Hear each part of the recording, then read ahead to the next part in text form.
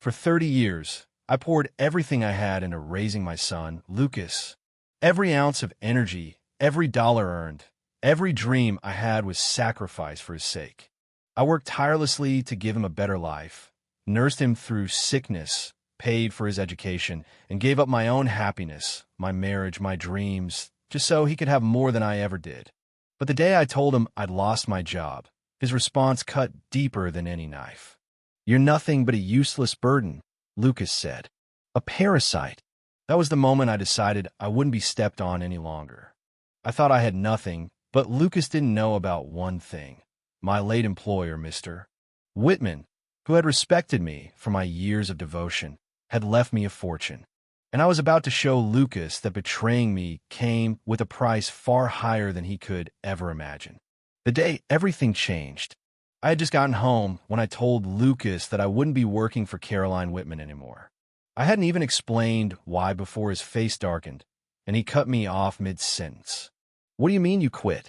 His voice rose, sharp and accusatory. "That was $8,000 a month. What are you planning to do now? Sit around freeloading?" The little spark of joy I'd felt about coming home evaporated. Did he really think I left that job because I wanted to take it easy? I come home to help them, to make life easier for them. But his words struck me like a slap in the face. I didn't lash out. I reminded myself that Lucas had been under pressure. His wife, Amanda, came from a family that looked down on ours. Her mother was a tenured university professor, and her father held a cushy job in the city council. They made it clear Amanda had married beneath her, and Amanda followed their lead. She constantly chipped away at Lucas' confidence, mocking his salary, his upbringing, everything. Still, I figured once they learned about the inheritance, $8 million Caroline left me, they'd finally show Lucas some respect. But I didn't bring it up. Not yet. I thought since Amanda's planning to get pregnant soon, I told them I'd come back early to help out, support her through the pregnancy and afterward with the baby. Amanda's expression turned icy. I could have sworn she even scoffed. "Postpartum recovery requires professional care," she said flatly. "You used to be a housekeeper. What do you know about that?" Her mother, Evelyn, chimed in, not missing a beat. "Taking care of a newborn isn't just diapers and bottles. It's a science. You need actual training." Their words came rehearsed, as if they'd practiced shutting me down. They'd already written me off as an unfit caregiver. I gave a bitter, silent laugh. Nothing had changed. I was still beneath them. But to keep the peace, I smiled and said, "Well, if everything's arranged, I won't get in the way. I'll leave the baby care to you." Evelyn rolled her eyes, as if I'd finally said something reasonable. "Fine," she replied. "But you'll cover the cost of the nanny and the baby nurse. I'll handle the hiring." That line left me speechless. Lucas jumped in right on cue. "Exactly, Mom. You never should have quit your job. Our expenses are about to double. You really ought to keep working." That's when it hit me. They didn't want me home to rest. They wanted my paycheck. I was nothing more than a laborer to them, a cash machine. The straw that broke me. "I'm 58, I said, my voice hard. "It's time for me to retire." Amanda let out a bitter laugh. "You don't even have a pension. What retirement?" I felt the air leave my lungs. Years ago, I wanted to invest in a retirement fund, but they insisted I help them pay off their mortgage instead. Now, they were throwing in my face. "That's because your income was pathetic," Amanda snapped. "Who told you to buy a house you couldn't afford without a loan? You should have planned better." Lucas, trying to calm Amanda down, raised his voice at me. "Enough, Mom. Amanda's trying to get pregnant. You're stressing her out. We need money right now. You should be helping. You're in great shape.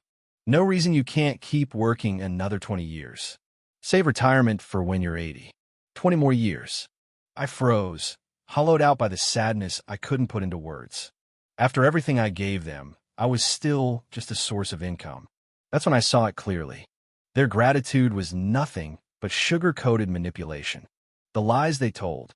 Back when Lucas was in college, he and Amanda were already dating. To help them live comfortably, and to appease Amanda's judgmental family, I moved to another city to work as a live-in housekeeper. Every dollar I earned went into buying them a house. They didn't pay a dime, yet the deed was in their names. And back then, With tears in their eyes, they promised, one day, when we're better off, we'll take care of you. Now I knew what they meant. They let me work until my body gave out. I said I'm retiring. I repeated, my voice steady. That's final. Evelyn softened her tone, sensing I was serious. There's no spare room in the house for you, she said. But I know a wealthy family looking for a live-in assistant. Good pay, room and board. Amanda jumped in. Perfect idea. You could help ease our financial load. Whatever you earn, you can contribute to household expenses. Win-win, right? I shook my head. I already quit. I'm not going back to work for anyone else. Ever. Their smiles vanished. Evelyn's voice turned cold. Fine. There's a senior residence nearby. Good facilities. You can apply for a work-based stay. Kitchen help, janitorial services, something to earn your keep. Lucas added, you've always said you wanted to be independent. Isn't this dignified? You support yourself, and we don't owe each other anything. Then he pulled out his phone. There's an opening. You could move in today. He started dialing. The breaking point. My hands trembled. Tears streamed down my face. Lucas, I gave you everything. I drained my savings to buy you a home. Now you see me as a burden. For a second, guilt flickered in his eyes. Then rage swallowed it. He kicked over my suitcase. You think you suffered? That was your choice. If you hadn't divorced Dad, we wouldn't have been broke. I could have grown up rich. You owe me for life. I stared at him, stunned. He had no idea the only reason I left his father was for him. If I hadn't walked away, his wealthy father never would have claimed him. He might have ended up in foster care. Every sacrifice I made was for him.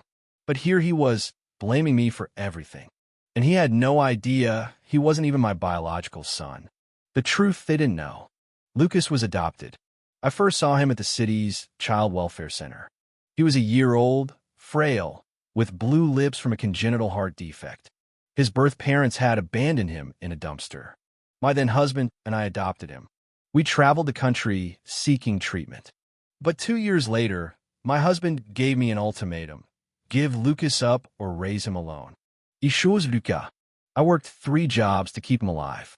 And I never told him the truth about his past. But standing there, hearing his cruel words, I realized it was time to let him go. The end of us. If this is who you are, I said, then we're done. You and I have nothing to do with each other anymore.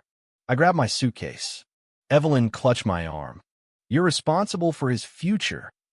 Amanda added, what kind of mother walks away? I laughed coldly. I've supported him into his 30s. What more does he want? Lucas' face twisted in rage. You owe me for life. I almost laughed. Ask your birth mother.